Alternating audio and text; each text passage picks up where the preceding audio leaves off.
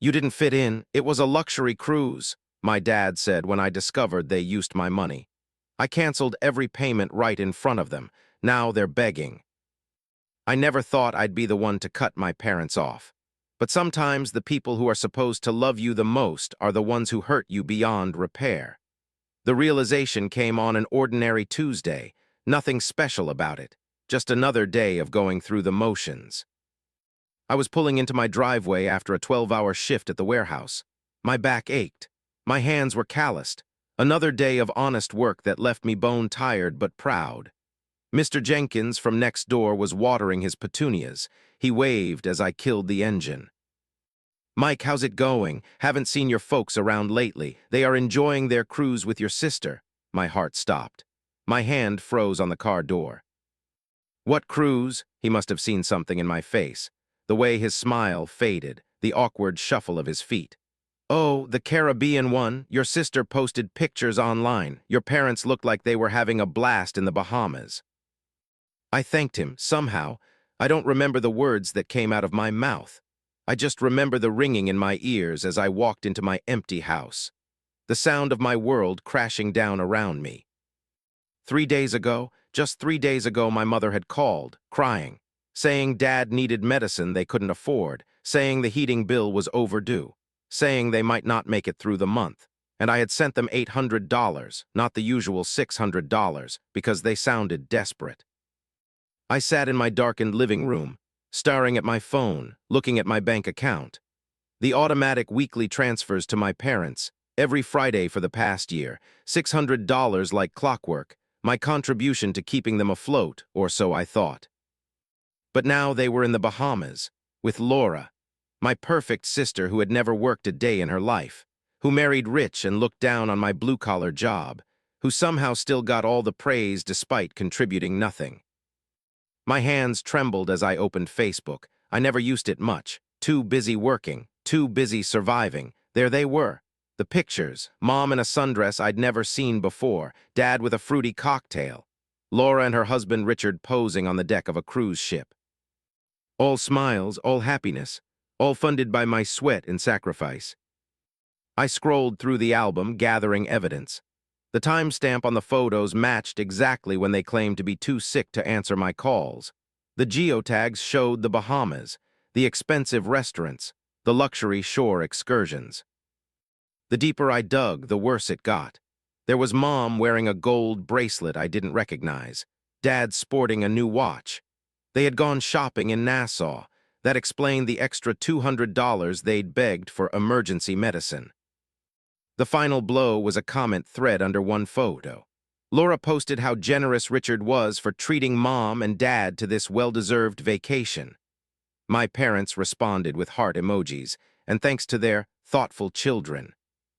Children, plural, as if I had been involved, as if I hadn't been deliberately excluded while unknowingly funding their tropical drinks. I didn't cry. That would come later. At that moment there was only numbness, and beneath it something darker, something that had been building for years, rage. I searched for more evidence, needed to know how deep this betrayal went. A quick check of my banking records showed the timing. My emergency transfer had gone through just hours before they boarded the ship. Another $800 straight from my account to theirs, tagged with the memo, Dad's medicine. There were other transfers too, regular withdrawals over the past 6 months that aligned perfectly with shopping sprees, expensive dinners out, weekend getaways I'd never been told about. I pulled up my text history, reread every desperate plea for help, every claim of an empty refrigerator, every guilt-inducing, "We understand if you can't help us this time." Every thank you message promised they'd pay me back someday. All lies. Calculated, deliberate lies designed to extract maximum financial support while giving nothing in return. The story of how I became my parents' personal ATM started innocently enough. Dad lost his job. Mom's health was declining. They needed help making ends meet until they got back on their feet. I never hesitated. They were my parents, the people who raised me, who supposedly loved me, so I sent money, cut back on my own expenses, picked up overtime, did what a good son would do. But the goalposts kept moving. First, it was just until Dad found work. Then it was just until Mom's health improved. Then it was just until they caught up on bills. There was always a new crisis, always a reason they needed more. Meanwhile, Laura was their golden child, the daughter who made good choices by marrying a wealthy man, the smart one, the successful one. Never mind that I had built my life from nothing, that I had a steady job, a small but paid-for house and savings despite helping them, that I had done it all myself. No, Laura was the one they bragged about to friends. Laura was the one who got invited to family functions. Laura was the one who could do no wrong. And I was just the walking wallet, good enough to fund their lives but not good enough to be included in them. My girlfriend Anna found me like that, sitting in the dark, staring at those pictures, my phone clutched so tightly in my hand that my knuckles were white.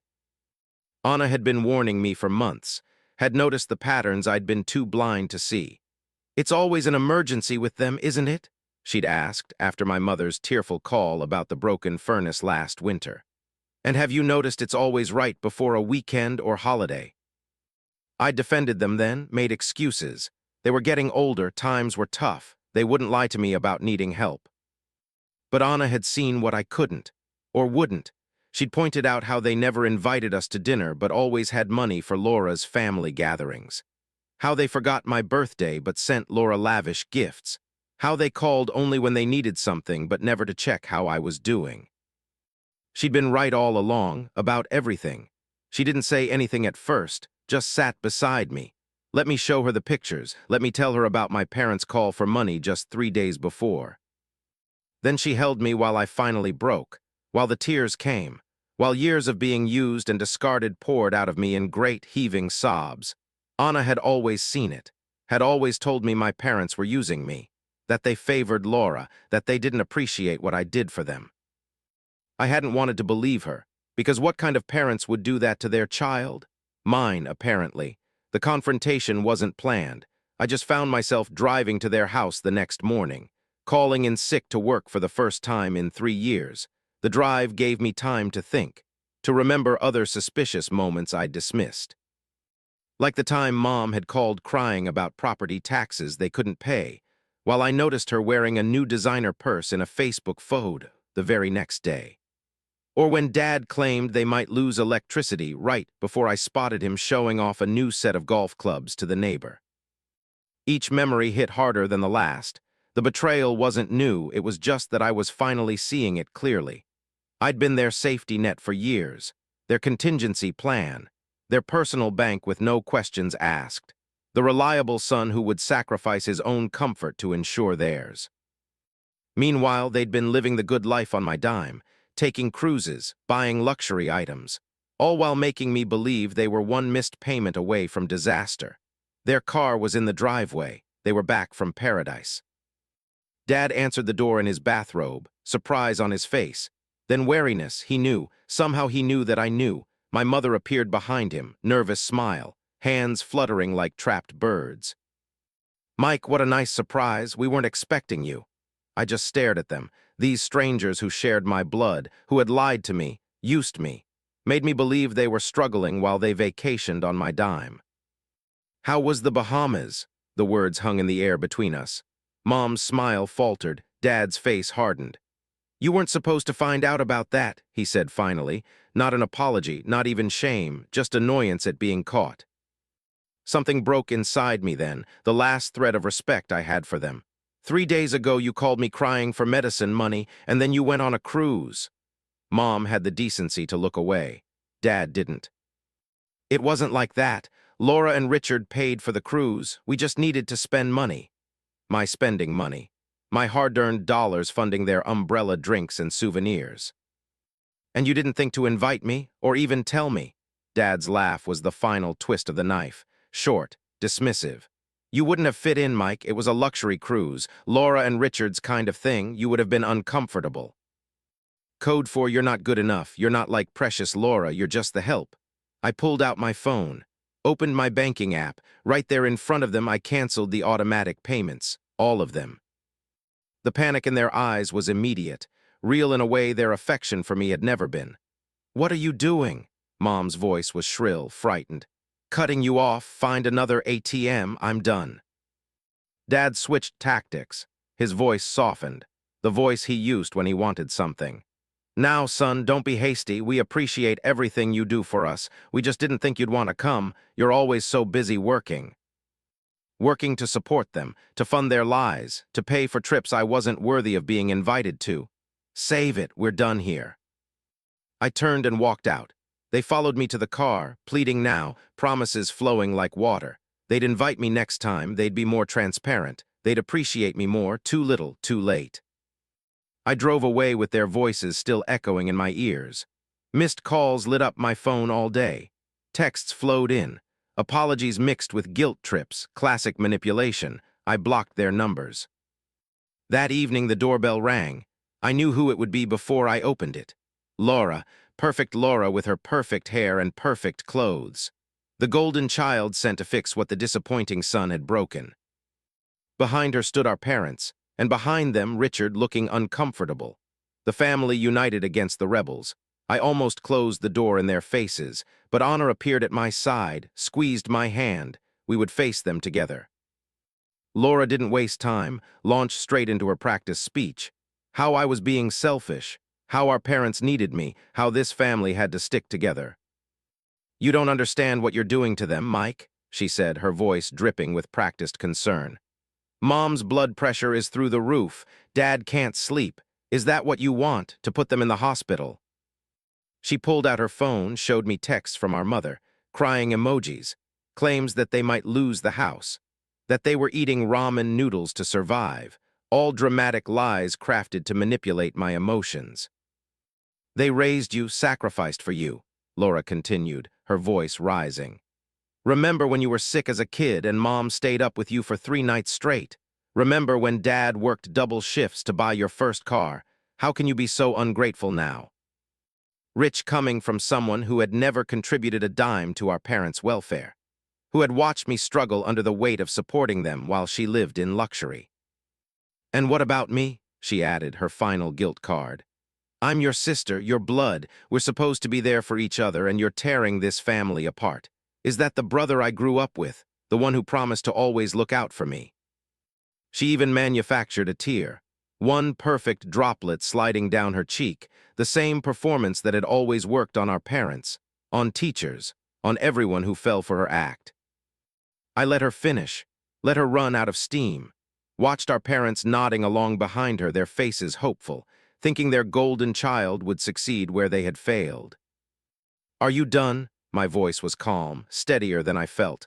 Laura blinked, not used to being challenged. "Mike, be reasonable. They're our parents. They raised us. And I've been paying them back for years while you did nothing but look down on me." Laura's face flushed, the first crack in her perfect veneer. "That's not fair. Richard and I have our own expenses, our lifestyle." "Your lifestyle," Anna cut in, her voice like ice, "is not Mike's responsibility. Neither are your parents." Laura turned on Anna then, called her a gold digger, said she was turning me against my family. It happened so fast, Anna's hand in Laura's perfectly styled hair, the look of shock on my sister's face as Anna physically removed her from our doorstep. Dad tried to intervene. I blocked him. Mom cried. Richard just stood there watching his wife being humiliated, doing nothing. The door closed on their outraged faces. The lock turned. A line drawn, and for the first time in my adult life, I felt free. The fallout was swift. Flying monkeys deployed. Extended family calling to tell me how disappointed they were in me. How I was breaking my parents' hearts. How Laura was devastated. I changed my number. Coworkers were recruited to plead their case. I switched departments. A week passed, then 2. My bank account grew without the constant drain of supporting people who saw me as nothing but a resource. Anna and I planned a weekend getaway, something small but special, something I could never have afforded while funding my parents' lifestyle. The morning we were set to leave, my phone rang. A number I didn't recognize. I almost didn't answer. It was my father. Somehow he'd gotten my new number. His voice was different, defeated. The confident manipulator gone. Laura's husband had kicked her out, found evidence she'd been cheating, wanted a divorce, cut her off financially. She had moved back in with our parents, who now had both children at home and no income from either. They needed money more than before to support precious Laura in the style to which she'd become accustomed. The laugh bubbled up from deep inside me, started small but grew until I was gasping for air. Let me get this straight. You lied to me, used me, excluded me, and now you want me to bail out the daughter you always preferred? His silence was answer enough. Goodbye, Dad, don't call this number again. I hung up, blocked the new number, picked up my suitcase and turned to Anna, who was watching me with pride in her eyes. Ready for our vacation? She asked. I was, ready for that and so much more, ready for a life without the weight of ungrateful people on my shoulders, ready to finally put myself first. As we drove away from the house, I felt something I hadn't experienced in years, maybe ever, peace. The first month of freedom was an adjustment. I'd wake up in the middle of the night, panicked that I'd forgotten to send money. My thumb would hover over their contact information, the habit of checking in nearly overwhelming me. But those moments passed, and in their place came a new reality. I started saving for my future instead of funding their lies, opened a retirement account, planned for vacations that I would actually get to enjoy, made decisions based on what I wanted, not what crisis they'd manufactured that week. There were still moments of doubt, times when ingrained guilt would resurface. My therapist, something else I could finally afford, called it the fog, fear, obligation, and guilt. The tools my family had used to control me for so long. Working through that fog was hard. There were days I questioned everything. Was I the monster they claimed, the ungrateful son, the selfish brother? But those days grew fewer, and the evidence of how they'd used me remained undeniable. That was 6 months ago. I've heard through the grapevine that Laura is working retail now, that my parents had to downsize, that they tell anyone who will listen how their ungrateful son abandoned them. Let them talk, the people who matter know the truth. Anna and I are engaged now, planning a small wedding, just us and the people who genuinely care about us. My parents won't be invited, neither will Laura. Some might call it petty, I call it self-preservation. You can only be burned so many times before you learn to stay away from the fire. To anyone who's being used by the people who should love them most, it's okay to walk away. It's okay to prioritize yourself. It's okay to stop setting yourself on fire to keep others warm. Family isn't just about blood, it's about respect, appreciation, reciprocity. I found my real family, the one I chose, the one that chooses me back every day. Here's what I've learned through all of this. Love without respect isn't love at all. It's manipulation. Financial abuse doesn't just happen in romantic relationships. It happens in families too. The people most skilled at pushing your guilt buttons are often the ones who installed them in the first place. I've learned that boundaries aren't selfish, they're necessary. That helping others shouldn't come at the expense of helping yourself. That genuine love builds you up rather than draining you dry. Most importantly, I've learned that walking away doesn't mean you failed. Sometimes it means you finally succeeded in valuing yourself enough to demand better. It took me years to understand that I wasn't responsible for adults who refused to take responsibility for themselves. That their poor planning and constant crises weren't emergencies I had to solve. That being a good son didn't mean being a good doormat. If you're caught in this cycle, know that breaking free is possible. The guilt will fade. The manipulation will lose its power. And on the other side of that difficult boundary is a life that's actually yours to live. And I've never been happier.